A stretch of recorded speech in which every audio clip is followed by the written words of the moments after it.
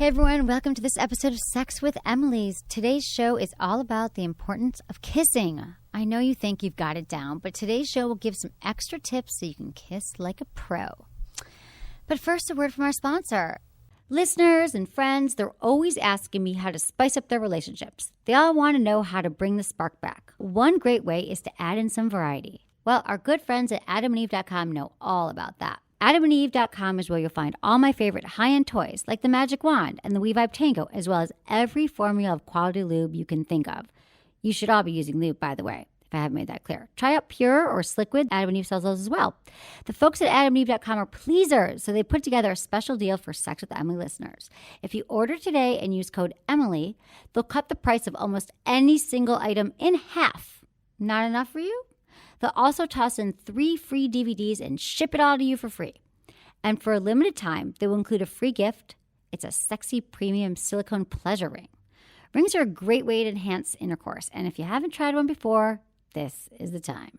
It can help guys stay harder longer while providing that crucial clitoral stimulation that most women need to orgasm during intercourse. Get your free ring, free shipping, free DVDs, and 50% off any item. Go to adamandeve.com and use code Emily at checkout.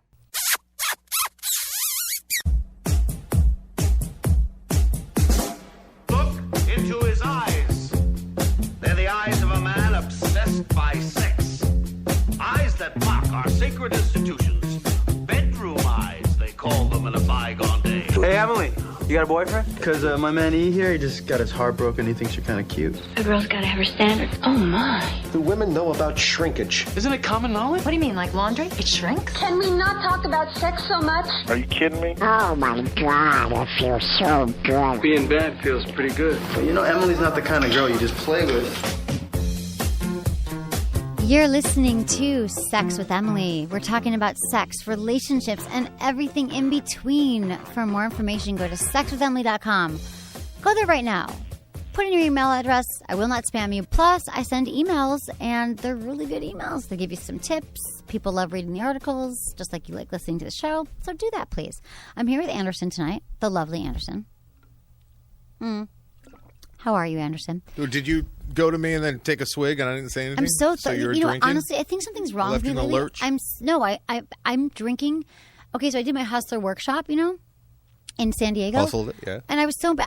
I feel like I was going to email my friend who's a doctor today and be like, is there like some kind of thing when you're constantly dehydrated? Because I drink a lot of water. Yeah. Okay, whatever. So I'm doing that. So I'm drinking water. And also like us on Facebook. We need all the likes we can get because there's these mean people in the world who don't like sex and they're trying to take down our page. So the more support I get, I would appreciate it. And also follow me in, at Sex with Emily. Subscribe to us and review us on iTunes. Check us out. Tell us what you like about the show or don't. And you can also, again, email us feedback at sexwithemily.com. Okay, a little bit of sex in the news here.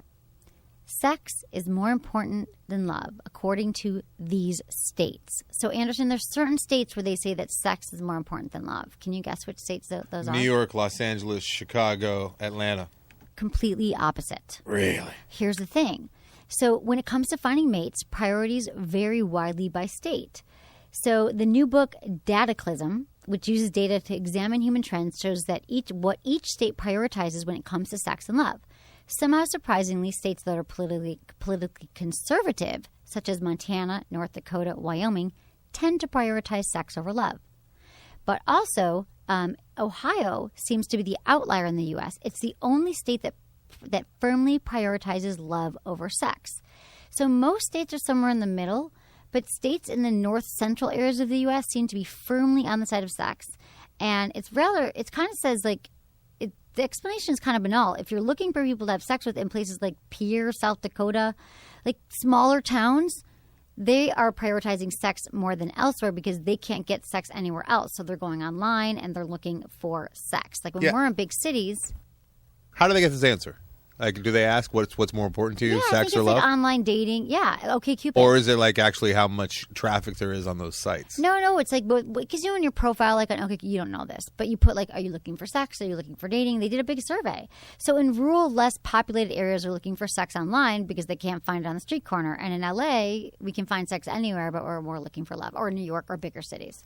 So we're probably all you looking. Are kind of right then. Yeah. No, I was completely wrong because you said states, right. and I threw a bunch of cities at you like I'm not No, graduating whatever. It's hard, honey. grade school. Life is hard. It's tough. Okay, I know, right? But we are trying to work and help people have, like, really good things in life, like really good sex. So that study in my head, I just need to get me some fucking. Yeah, I know, really. Well, it's hard. I mean, I feel bad. I mean, I've even had friends who are smart, attractive, talented, amazing women, but they lived in really small towns. Like my friend who was going to vet school lived in like some weird place in Louisiana for a few years. She's like really, like she couldn't meet anyone. Like there was no one there. Like there's just no one. The places you live, you just can't meet people. So that's why they date online. That's kind of a bummer. She had a boyfriend for like 5 years. And she's cute. It's not that she's hot. Yeah. She's hot. Okay. So I'm going to just dive right into our topic of kissing. Because, when you settle into an intimate relationship with someone, like I said, kissing can be the first thing to go. And first thing that goes, and you don't even realize it. Because you're like, it's the warm-up when you meet someone. You make out, you have these long make-out sessions, and they're great. Like, they feel amazing. And then you get with someone for a while, and, you just have sex, and you don't feel like kissing because you got to brush your teeth, and you just had onions.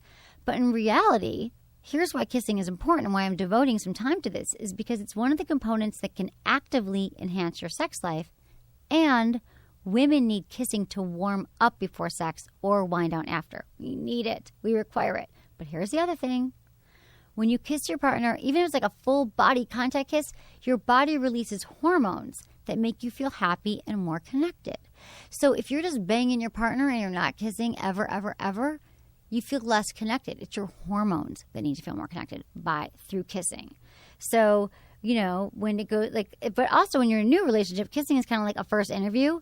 And if it goes badly, you're like, game over, not going to call him back. But the thing is that you can actually work on kissing. So I would not write someone off if they're a bad kisser on the first date. And I think a lot of people do, or second date. Because kissing is something just like sex that you can work on. And so I'm going to give you some tips. And do you know that I write a weekly column for Glamour? I'm actually their first sex columnist. And it's published on Sunday nights. See, I'm writing again. It's published on Sunday nights and glamour.com. So also, but this is something that just came out in Glamour, and I want to share it with you along with some of my tips. And these are some kissing mistakes that you might be making before we get into the specific tips. So tell me if this sounds familiar. You start out too strong. You're in this moment of passion, and it can be really tempting to treat your significant other's mouth like a very strong magnet. But you got to resist the urge to maul your partner like an animal from the get-go. Now, sometimes you might want to maul your partner if you're with them for a while. But if you just walk up and start mauling them, like this is what I'm talking about. We got to warm us up. You got to take some time. So it would force your partner to play defense for this makeout session. I'll be like backing up. Be like, really, their tongue, they're attacking me. Like he feels, what are you looking at me for? What do you mean? Do you not get it? No, I get it. I hate the overpowering tongue. It's not a wrestling match. People do it though. I'm telling you, guys. There's not a winner and a loser in kissing. I know. So if you are one of these like overzealous people, like a teen or something who can't control your urges, always with everything. I can't emphasize this enough. You got to start slow. A slow kiss, and the momentum will build naturally. Pay attention to the signals that the person you're kissing are giving off, and then you'll know where to take the kiss to the next level. So you kind of pay attention. It's like a dance. Because if you maul, it's all about you. You don't even know. Tongue tango. It's a tongue tango. I like that. It's a good game. I should start an iPhone app like that. What do the French call French kissing? I know the answer because I just looked it up. They call it a lover's kiss. A lover's kiss? Lover's kiss. No, but what's it in French? Because I do speak a little French. I'm trying to remember kiss. Baiser Florentine. Yeah, I don't remember that. But okay. Kissing mistake number 2. You do not use your tongue. Here's a fact. A closed mouth kiss has never rocked anyone's world. Like the first time you go out with someone, you kiss them, like sometimes you're like, oh, we're just going to kiss goodnight and we're going to linger. But eventually you got to open the mouth and get the tongues in there. Yeah, that's creepy when it's just like closed mouths. Yeah. Well, sometimes the first kiss is closed mouth. But if it lingers, if it stays, if it's like a 5-10 second closed mouth kiss. There's a certain you got to right. There's a point of no return. You got to know that. Show some enthusiasm for your partner's mouth by using more than your lips. So some tips if you are not using your tongue and how to use it is you can softly glide your tongue over his. Take his bottom lip in your mouth and gently suck it. Have you ever had a woman do that? The suck? Yeah, the bottom lip. The bottom lip suck? What I do you got think big lips, so it's pretty easy. Yeah, you know what? As a guy, and I think that I might speak for a lot of guys when I say this, like I kind of just follow their lead. Like if they're like hard kissers, I'll be hard back. If they're very soft, I just kiss the way that they kiss, and I kind of just try and replicate what they're doing. Well, it's funny that you say that because one of my number one tips for couples about kissing is, because these are, even if you're in a long-term relationship, short-term, if you love everything else, but you're like, God, I wish he would just not stick his tongue so deep down my throat, play a game. Say, you know what? I want you to do something. Let's do this. First, kiss me the way that you want to be kissed. I'm just going to I'm going to follow your lead. And then next, I'll kiss you the way I want to be kissed. And then you can kind of make an amalgamation of the two and become perfect kissers together, hopefully. You might have to do it a few times. You don't think that would work? No, I think it'd be great. Okay, good. It'd be like having, and then you create your own kiss that's unique to you. I know, right? Like it's because it's not like I'm him. asking you, like, you have to, do some crazy yoga pose or something or some Kama Sutra thing. It's like you can learn how to like back off with your tongue. Totally easy. Kissing mistake number 3: you miss your target completely. So it's really nice to like pause mid makeout to purposely do the brushing of your lips across his cheek or forehead, which is kind of nice to kiss around the face, erogenous zones. If not, however, it's not hot to let your lips wander from his mouth so that his chin, nose, cheeks are covered in absent-minded drool. So if your significant other is constantly having to redirect your focus, take the hint and laser in on his lips. Have you ever had a wet, sloppy kisser?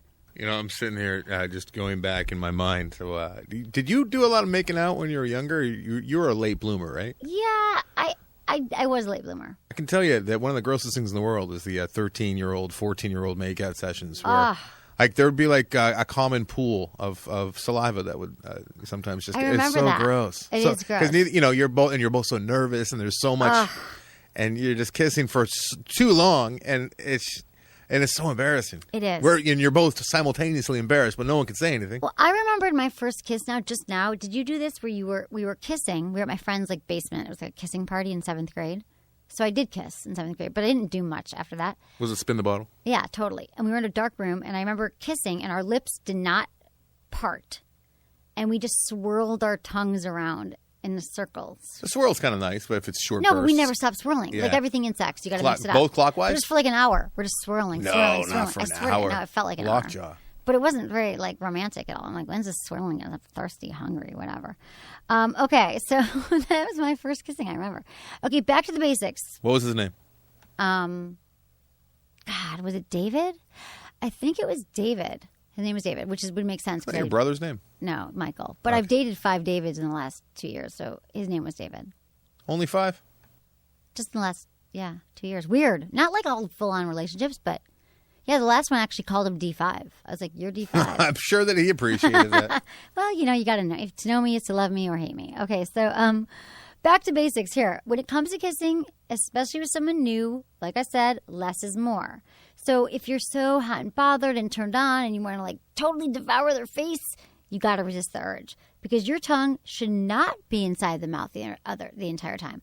You got to use the tongue. You got to go in the mouth, but not the whole time. So again, start slow and then move your tongue into the mix. And then pay attention like you do very well, Anderson. So I hear. Thank you. To your partner. And then you balance your styles together with theirs. Like I said, you can ask them to do it or you just try to balance. So here's how to kiss. So here's the basics. I'm going to break it down for you. Start with your lips slightly parted. And this is, it just says kiss her, but this is be her or him. Kiss her lower lip with your upper lip.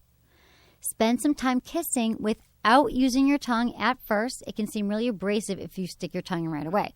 So what I'm telling you is you got to use the tongue, but don't do it too quickly. This is how you warm up. You slightly part your lips. So if the moment allows, stop kissing her and look at her before you continue again.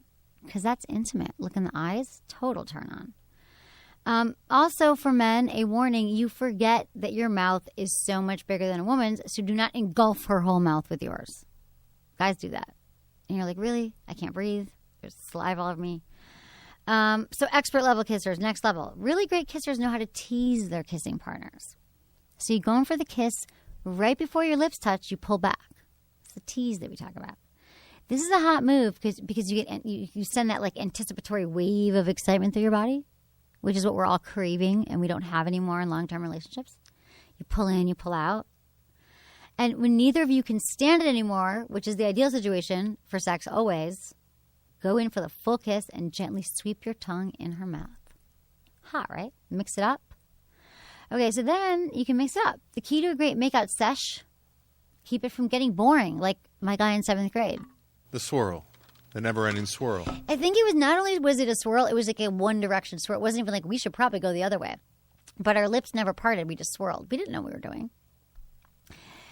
So keep it from getting boring. Don't spend the entire time with your tongue chilling in her mouth or with light, short kisses. You want to play around, mix up all these techniques so you alternate. You know, soft, light kisses, long, deep kisses, lots of tongue, nibbling on the lower lip. A spontaneous lip bite can be hot, but not a bite that's going to like make her bleed. There have been some incidents. Yeah, because Ebola. Right. Yeah, Ebola, no blood. Everyone watch out for the blood. No biting. Kiss her lower lip and then lightly take it in between your teeth. Gently pull and then release. And a side note, that is a great tip that works on the clitoris as well. You pull the clitoris out and then you gently pull and then with your teeth. Elastic band it back. Gently pull and release. All right, careful, guys. When you're talking about the clitoris and the I teeth, know, like, that's you so gotta be very advanced. careful. Just make sure you find the goddamn clitoris first. That'd be the worst thing to be sued for. What? Like somebody sues you because their click got bit off and they're like, I heard Yeah. Emily tell me to bite you there. Don't. Yeah, exactly. Seriously. I didn't say bite. I said nibble. I said nibble gently and not the first time, okay?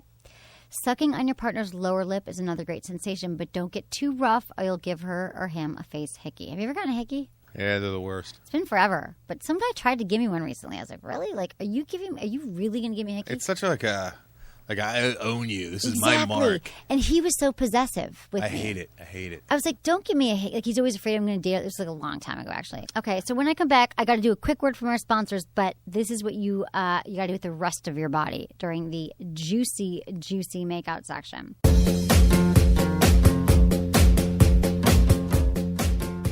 So what's in a name? It's not often you can look at a product's name and know exactly what you're getting. Then along came the Rabbit Company. The Rabbit Companies focus on one thing, pleasing you with their selection of high-quality rabbit vibrators. One visit to therabbitcompany.com, you'll see what I'm talking about. They've got a perfect collection of rabbit vibes in a variety of shapes and sizes. Whether you're looking to try your first rabbit or your 21st, the Rabbit Company has a model for you. You've never seen so many rabbits. And just like the company, each vibe has a descriptive name so you know exactly what you're getting. There's the classic, the rotating, the beaded, the G-spot, and my personal favorite, the come hither. It uses the motion like you'd use with your finger to wave someone over or when you're trying to find your G-spot. And everyone on my team, they're all in love with the rabbit ears. It's the perfect little clitoral stimulator. Every Rabbit Company vibe features easy-to-use controls, highest quality materials, and a 5-year warranty. To see what I'm raving about, go to sexwithemily.com and click on the Rabbit Company banner. Use code Emily at checkout for a special discount. Okay, so people, here's the thing about the kiss. What do you do with the rest of your body? So now you've mastered the kiss, you're having this juicy makeout section. Do something with your hands rather than just focus all your attention on the kissing. Like you might be worried, like, am I kissing her right? Caress her back. Another erogenous zone. Hold her waist. Hold her, cup her face. Women love it when you cup their face. It's so romantic. You see it in all the movies. Trace the outline of her jaw. Hold her chin and direct the motion of her face. You can lightly pull the back of her hair. Delicately touch her butt, maybe, when she's grinding on top of you or lying next to you. So, like, you want to incorporate your whole body into the full kiss. Those are my kissing tips for you. Body kisses are good, too. A body kiss? Kiss down the body? A hug. Oh, a body hug? A hug, yeah, cuddles. Do we have time for an email, Anderson? Yeah, sure, let's do it. Okay. Hey, guys. we were talking last week, we were talking about teasing. Yeah. We were talking about the anticipation of kissing, like Exactly. coming in. What about this move? This is a move that I would try out if you and I were a couple. I'd go in for like the kiss. Like right when we're about to kiss, I'd back away, roll over, go to sleep. What do you think of that? I would hate that. But it's anticipation. It's Yeah, but teasing. then you fall asleep, and I need the cuddle. Roll over, just fall asleep right when you're like wanting the kiss. If you Tease. pull back and fell asleep, I would leave and be game over. That the tease is not like you depart. You don't leave. You don't go, oh, I might touch your vagina, but I'm going to go home. No. But that thanks for asking. Okay, I won't do that. So anyway, this is a question here about foreplay. Hi, Emily. Big fan of the show. I have a question regarding foreplay. I've heard you say many times that long foreplay sessions will make for more satisfaction for my partner. I've been amping up the foreplay, and just about every girl I've slept with seems all the more happier, which is great. However, sometimes I find myself getting a little anxious to get to the whole penetration part, and I find myself getting slightly bored during a long session of foreplay. And as a result, I lose my erection. Is this normal? Thanks, Emily. Love your show. Bob. Okay, this is totally normal. And just because I'm always talking about long sessions of foreplay doesn't mean that it's only for the woman. So you can take turns. She can play with you too. She should know this. Just because you are performing oral sex on her or doing something doesn't mean that she shouldn't be touching you. You could do the good old 69. And also, foreplay doesn't have to be continuous. You can start foreplay, then you can have sex a little bit, intercourse, pull out, keep continuing foreplay. It can be an ongoing thing because if you feel like you're losing your erection, that's like a total buzzkill for you too. So I think that you got to just mix it up. And again, foreplay, not just for women, for men too. So take turns and let her know. I mean, I guess, a lot of guys just stay turned on the whole time because they get really turned on by her getting turned on. But maybe you're going a little bit too long. And is she performing foreplay on you? Again, she could perform oral sex on you. She could, I don't know, play with your balls, whatever you like, your nipples. So I think give you a massage. I mean, there's got to be equal opportunity here. What do you think, Anderson? Do you ever get bored of foreplay? Are you like, really? Enough already? Do you? Never? Oh, foreplay's cool. You're down with foreplay. Okay. Dear Emily, this is about being bored up. This is a woman who's bored on the bottom. Missionary. We're going to mix up the missionary position. There's more to life than missionary. You guys love being on top. What is the deal? It's easier for many women to achieve orgasm on top. And many women like missionary, but it's freaking boring. And it gets boring. It doesn't ever get boring for you. You're never like, really, missionary? You're just like, yeah, bring it. I'm a Christian man, and I do as the Lord tells me. Okay, dear Emily, when my partner and I have sex, I find myself getting bored if I'm on the bottom and if I'm on the bottom and always end up on top. Listen to this, Anderson, so you're wrong. Don't get me wrong, I love the control, but I feel he needs to have some as well. Is there anything you could do suggest for a more thrilling sexual experience when I'm on the bottom? So no, not every woman is climbing on top trying to get her own goddamn orgasm. Some women want to stay on the bottom and enjoy it. Clearly stated that she likes being on top. She said her boyfriend pushes her on top all the time and she wanted to enjoy missionary if you were listening. So here's some answers to you, Ella, about how to spice it up. The one that I talk about the most is the cat position, which is the coital alignment technique. And even if you're a dog person, you would like the cat position. So you have him scoot forward about 3 inches from the usual missionary position. You following me? He's scooting forward. Go to okay, first of all. So like he's even taller than Yes. Yes. And on my website, there is a post called Mixing Up Missionary or something like that. Just search missionary. It'll come up so you can see the pictures. He should rest his body on you, moving slowly up and down instead of in and out. So it's an up and down. You're not going pound in and out. You're going rubbing in and out. And you can also wrap your ankles around his calves to secure him in the position. So in cat position, you have the greatest chance of experience a simultaneous orgasm with your partner, which is a double win because you're hitting the clitoris and you're rubbing. Did you name this one? No, I didn't write it. Why is it cat? Where's the cat? Coital alignment technique. Ah, I see. Got it? C-A-T. Right. Yeah. Then there's the anvil. That sounds like something you would hate. This can work for some women. Instead of just lying there, drape your legs over. It's on the bottom. Okay, get this. You're lying there. Don't just lie there. Drape your legs over his shoulders while he kneels from above. This will increase the intensity of his thrusts while he hits your G-spot because your legs are over your shoulders, and you can even put a pillow underneath you, which will even help him reach your G-spot more readily. And it's super comfy, and you'll be on your way to amazing orgasm. Number 3, I've got 3 friggin' tips for her to spice it up. So, Ella, you're welcome. The third one is the wraparound. Well, he's on top of you. You wrap your legs around his whole body with your ankles crossed. So you're pulling him in. This secures him in a missionary position while making everything tighter down there. Clench your thigh muscles together. Rock back and forth with him. So you've got your legs around his back. You're clenching. You're rocking back and forth. You are rocking your G-spot and your clitoris. Does that one have a name? The wraparound. It should be called the baby monkey. What? The baby monkey. Do you want to rename it in my next book? Because you know how like baby monkeys like wrap around. And just like your baby monkey. Yeah. And if he gets up, you'd still be clinging to him like a koala bear. Oh, Yeah. we're going to the kitchen to get something to eat. I'm still wrapped around you. Hey, you talk about this as though the G-spot is A, real, and B, everyone has one. It is real. Mm-hmm. You don't think it exists? Yeah. Tell that to my vagina. Tell that to her vagina. Say that again. Tell that to Madison again. I said, tell that to my vagina. Thank you very much. G-spot doesn't Tell that exist. straight to Madison's vagina. Is that part of the requirements to become an intern? Is you must have a G-spot? No, I've had Yes, it now Every is. single one of your interns. No, I've had interns who've never had orgasms until they worked for me, and I'm very proud that I launched their orgasm. Let's be path. clear that Emily didn't give them I did. their first orgasm. No. I did not give it to them. I explained to them how, or I gave them the magic wand, which is kind of true. So, what was the question? So, G-spots, no, they're elusive. There is debate in the community, in the medical community, mostly by men, that the G-spot doesn't exist. It's named after Grafenberg. It was named after a man. And the truth is, the whole region is kind of, down there. The Grafenberg is what the G-spot Grafenberg, stands yeah, for? It's probably We gotta work on German that. or a Jew. German Jew. Grafenberg? Grafenberg sounds like German. So listen, here's You're the hitting thing. my Grafenberg so hard. Not every woman has been able to find her G-spot, and not every woman will find, not everyone will be able to orgasm internally. That's true. It doesn't mean that she doesn't have one or that it doesn't exist. However, a lot of women give up because they're not able to reach it during intercourse. And so there's so many other ways women can reach it. They can use their fingers. He can use his fingers, whatever. If she's got a female partner. Fingers are great. Let's just say that. You let your fingers do the walk-in to find your G-spot. There's great toys. They're just G-spot stimulation toys. There's a whole bunch of ways. Why are we on the G-spot? Right. What was I even talking about? Oh, you asked me about the G-spot. Dude, that wasn't even fine. No, I needed to know. Many people wanted to know. I'm actually writing down Grafenberg in my phone right now. You didn't That's know why this?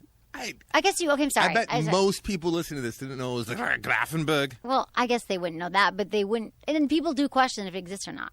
And the truth is that, for example, the pelvic region, if you're having sex with a woman, you're fooling around with her, putting your fingers inside of her, performing oral sex, if you press down on her pelvic mound, her pubic mound? muscles, her pubic bone, like above her pubic hair, if she has any, which she probably doesn't. That is also connected, can be internally hitting her G-spot as well. So there's different ways to reach it so people can say, oh, it's all part of the same thing. You can hit from the outside is what you're saying? Yeah, absolutely. Dear Emily, I'm struggling with some aspects of my relationship. I love my boyfriend of 7 months, but we disagree on certain things. He insists on paying for everything in our relationship, despite the fact that I make more than him.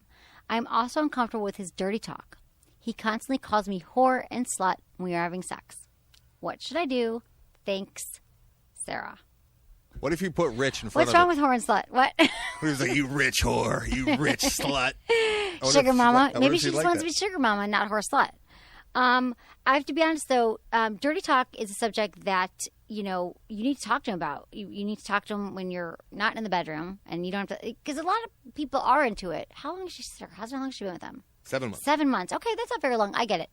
People usually wait a little while to talk about things, and you just got to tell them that that's not really, my jam. Doesn't make me feel good when you say that in the bedroom. I love it. No, first you have to say, sex with you is amazing. I love having sex with you. Your penis is so beautiful. When we're really getting on, I'm really turned on, and then sometimes you say some things to me when we're having sex, it just kind of kills the mood for me. So please don't do that. I would like it if you would no longer use those terms. Let him know that you are very satisfied, and sometimes you just get uncomfortable with things he says. Money. So, what would you say to that? I mean, the thing is, maybe she doesn't like whore and slut, but there's other things like, oh, baby, that's so hot, you really turned me on. Your ass looks great. I don't know. Maybe she doesn't like whore and slut because she's obviously a feminist, like most women, many women, and she's upset about the money thing, which is very, very interesting because I always say I tell men, default towards paying and all that, but they're in a relationship and she wants to pay, and I get it. I feel that way too when I'm with a guy. I will pay the whole thing. But money can be so difficult to navigate in a relationship because, oh God, money, sex, children, right? The biggest killers of people's relationships and sex drives because money is so charged, right? Especially for men, it can be emasculating if she makes more, if she makes more than he does. Less, yes. If he makes less. And Especially if she's a and bitch he feels and a whore. inferior, and they're very sensitive. So you have to approach this subject with caution as well. You can suggest staying in and maybe doing things that don't cost as much, but you can also say, we're only going to dinner tonight if it's my treat. And so ahead of time, before the bill comes to be slapped down on the table, you've already dealt with it ahead of time. You can also, buy groceries, buy him treats for his house, make him feel good. But really, this is really, really touchy. So the fact is he wants to be the man, which is sort of this in the male brain. I mean, part of it is paying for things, hunting, gathering, right, Anderson? Or would you be down if a woman paid all the time? To an extent. But, I think 7 months, you can ask. Just ask the dude. Be like, what's this all about? Why do you have to pay for everything? This is not right. Right. I'm not used to this. It makes me uncomfortable. Yeah, and stop with the slut horror. You know what I like about this email, actually, with Sarah? Most of these emails are sort of fatal, and I just want to say, it's not going to go anywhere. It doesn't sound like it's a good match. No, this to me is actually this to me seems totally doable. Like, these are, not a big... What, you can make more money than her No. Okay? They can handle the money situation in a way that he still feels like he's the man in the relationship. She can find ways to make that he still feels like a man, and he's cool with it, and they learn how to compromise when she's going to pay.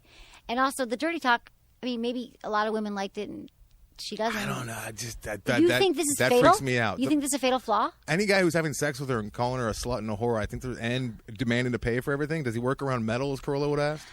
He might, but I don't know. To me, he have like a snake and it's only been tattoo? 7 months, so I think Sarah, you got to deal with this tomorrow, and don't wait and see. I what just can't happens. imagine caring about anyone enough to have sex with them, and then while I'm calling them a slut and a whore, I get like dirty talk, but the slut. But whore there's a thing, lot of women that are into that kind of thing. So I also like being spit. I in the don't know face. that he escalated. Like, I wonder if the first date he was like, "Oh, baby, you're my slut, you're my whore." Like, usually you escalate to that, which I always have done a ton of shows on dirty talk that you really shouldn't start with the slut whore things that are too out there. So you're down with being called a slut and a whore? No, I did not say that at all. I said that there are many people who are down with that. They want to be called things that are even more extreme. Some people just want, like, hey, baby, that feels so good when you're inside me. Go, keep, go, don't stop. Feels amazing. Oh, my God, I'm going to come. That's it. That's dirty. So, there's a range. So I wouldn't say you start out. A lot of passion behind that. Oh, baby, don't stop. That feels so good. Ugh. And you just lost a lot of listeners. I wasn't. No, They're finished now, and they're moving on to other things. I wasn't in the mood to talk dirty. I had to be in the mood. No, it was good. Which one? Suggesting that they came, and now they're done. What I'm saying is this seems negotiable, but right, if he is not respecting that you are a modern woman who's independent and makes your own living and doesn't want things in the bedroom, and he's like, my way or the highway, then you're done. But I think what I'm saying is either way, she's going to figure out very quickly if this is something she should live with or something she should do. Just talk to him about it. 7 months in, you should be able to talk. People don't talk about anything until it's been talk crisis. to him while having sex. No, that's the worst counter time. with that. The worst when time. When he's calling you a slut and a whore, he'd be like, yeah, you have to pay for everything. What's that all about, little man? Yeah, exactly. That's her dirty talk. Say to him, okay, cheapskate, or yeah, hey, loser. When's last time your pay stub is shorter than your penis? That's a great way to call the relationship right there. No, never bring it up during sex. It's a bad time to give feedback. Unless it's like, ouch, your cum came in my face and I can't actually see and I'm in pain. And now you have to pay for glasses. Exactly. Okay. So, oh God, this porn and sex. This is a big one. Dear Emily, my boyfriend always says he's not that into sex, but I tell him I need it. We live together and he assures me he's happy. However, I search his internet history and he visits a porn site every day, if not twice a day. What the hell? I've tried to show him I'm adventurous. I've also, on a separate occasion, interrogated him with questions on whether he finds me attractive or if he's cheating. We never seem to get anywhere. Please help me, Anne. Okay, Anne, you bring up such an important point right now, just not for you, but also globally. There are a lot of guys that are just really into porn right now, and they are less interested in sex. Now, first of all, let me say this. A guy watching porn, totally normal. They actually need it. A lot of guys are in really healthy relationships, having amazing sex, and they actually want to watch porn more. That is fine. Porn becomes a problem when it becomes a problem. When you can no longer, you're not going to work. You actually can't have sex without the porn.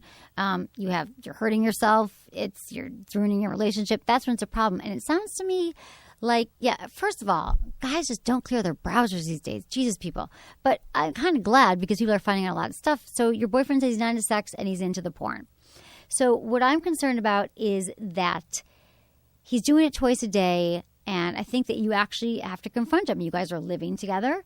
And so you need to say to him, I want to know, or first, before you even bring up the porn, when he says he's not that into sex, was he into sex at the beginning? Has anything changed about him? Is he drinking more? Is he more stressed at work? I mean, honestly, when guys are worried about money, it's like they can't get a boner. It's like that. So if there's something going on, he might be using the porn as like a stress reliever. And he's saying he's not that into sex because to become emotional and intimate with you is just really stressful for him right now because he's concerned. He could also be taking some meds and all, a lot of other things. But if he's telling you that he's like not into sex and you're trying to do it, and of course you need it, you're so right. People who live together and are married are in relationships and they think that they put the sex on the back burner and they think, it's not that important because we're best friends and we love watching movies together and, we take walks and he takes out the trash and I pay the bills. Bullshit. You actually need to have the sex because it connects you intimately, and you need it. It's biologically speaking, you need to be connected in that way. The hormones, the connection. So sex is a priority. If you're not having sex, don't write it off like it's something you're going to deal with tomorrow. So this is something you have to tell him that honey, we got to talk about this. And I know you watch porn, and I get that, but we need to start having sex. Careful with the tone, though. Don't come down don't come down too hard. Don't put too much pressure. And you know what? Guys go through phases, too. Yeah, I know. And I'm, he might have found a new site or something that he's really into. No, and he'll get bored with it. You should I'm never. being serious. And I don't mean to be aggressive right now because the truth is, when you go into these, first of all, sex is such I talk about this all the time. Sex is such a touchy subject for couples. And the reason why people don't talk about it because it's so hard. It's like, how do we bring this up? It was good at the beginning. And honestly, it's like ripping a Band-Aid off. You just got to start the conversation. Babe, I love you. I love living together. Our relationship is awesome.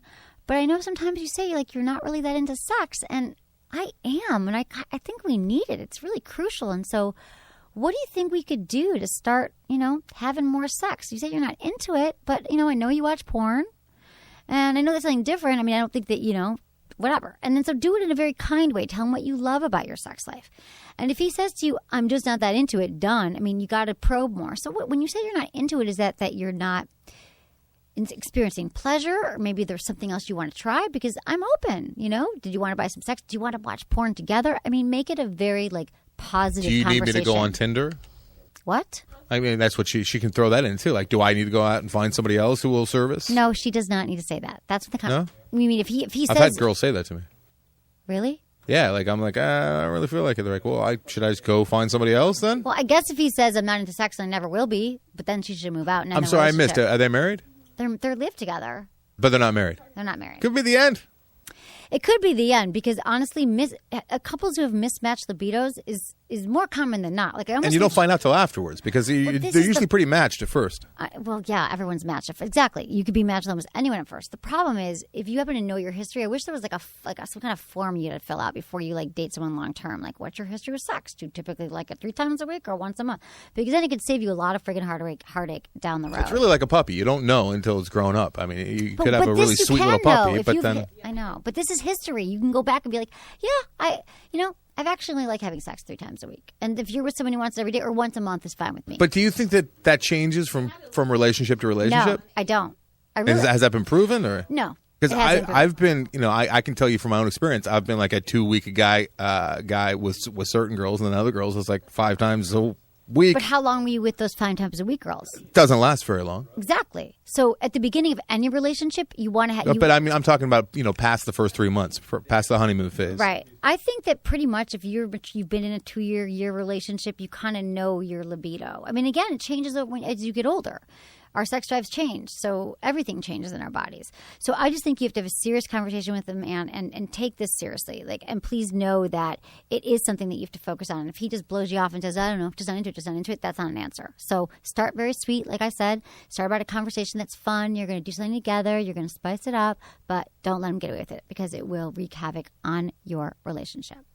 And that is all we have time for today. So thanks, everyone, for listening. I've got 2 shows a week. Anderson, you rock. Check out his podcast, After Disaster, and The Film Vault, because they're amazing. I actually laughed my ass off listening to After Disaster last week. Talking about you. Yeah.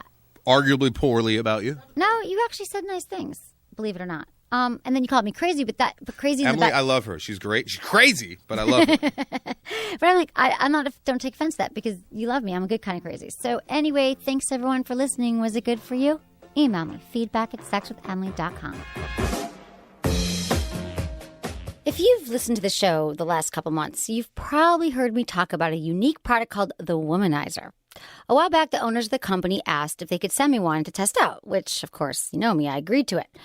I own and review a lot of toys, and I was fairly confident I've tried every category of product around. But I was wrong. The womanizer was designed in Germany, and unlike anything else on the market, it indirectly stimulates the clitoris using suction. It's kind of like a sexy ear thermometer. It has a silicone cylinder on the face that you place over your clitoris, kind of like how a partner might use their mouth. And while it's on, you can vary the suction and move it around to create an amazingly intense experience. In fact, most women in their focus group achieved orgasm in 1 minute. That's right, a 60-second orgasm. You can just knock it out if you want. So I tried the womanizer, and they weren't kidding. It's amazing. The suction is adjustable, and you can position it to create so many different sensations. The womanizer is really in a category of its own, and I suggest you check it out for yourself. Go to sexwithemily.com and click on the womanizer banner for more information. Okay, guys, listen to me. I know some of you tune out every time you hear me talk about Kegel exercises. Well, guess what? You're making a mistake. Kegel exercises are not just for women. Try something for me now, guys. Tighten up the muscles you'd use if you wanted to stop the flow of urine. Congratulations! You just did a Kegel exercise. And doing these regularly can make an impact on your sex life. Kegel exercises can help you have stronger erections, better stamina, and more intense orgasms. You'll be blown away, literally, by the difference Kegels can make in your life. To make Kegel exercises that much easier to get into, I created Kegel Camp. It's an app that trains you, reminds you, and tracks your progress along the path to Kegels of steel. And because I know you're competitive, I created 20 levels of intensity for you to work through. So, you up for the challenge, guys? Download Kegel Camp from your iPhone today and tell me about your progress at feedback@sexwithemily.com. You can get Kegel Camp from the iTunes Store or by going to sexwithemily.com and clicking on the Kegel Camp banner. See you at camp.